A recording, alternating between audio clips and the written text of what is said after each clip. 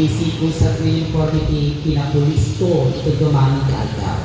So, dahil makikita ka niya di social media, most likely, nakikita nyo na karamihan sa mga activities ni Doc Yari ay napapatungkol sa mga kabataan. Because I am the founder of the Strong Individuals Growing and Leading Our Tomorrow. Ito yung tinatawag na organisasyon para sa mga kabataan na nag-aaral.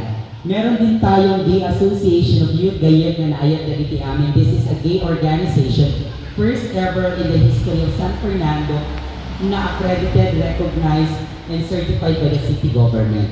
And I also have the Confederation of Ilocano Association, Samahang Ilocano Incorporated, or yung tinatawag na CIASI. Before, this is a fraternity group. But now, we don't call it as a fraternity group, but instead, datayo, ang mutayo no, natin ilablaban tayo, tibagbagi tayo, ang mutayo nga may kaniwas tayo tahaan tayo nga servekan. Okay? Mas alam nyo kung ano ang makakabuti sa inyo.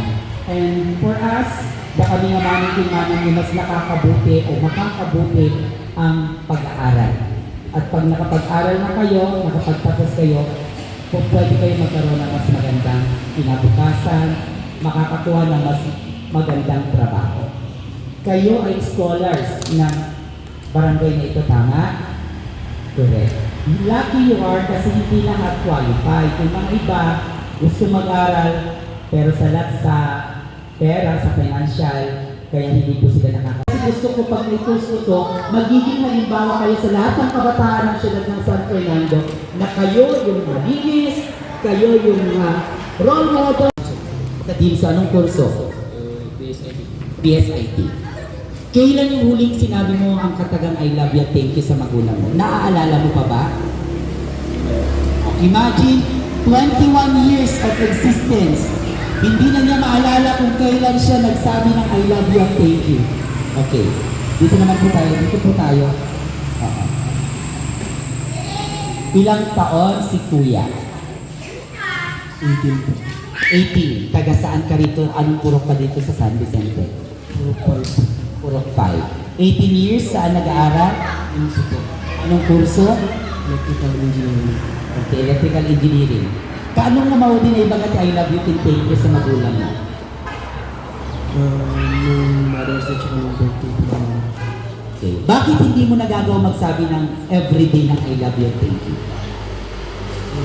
Nakasanayan ko po kasi na lumaki sa lola ko and hindi po kami sanay na mag-thank you or I love you sa mama ko kasi ever since pa kasi nasa abroad po siya. Parang communication po namin hindi gaano close.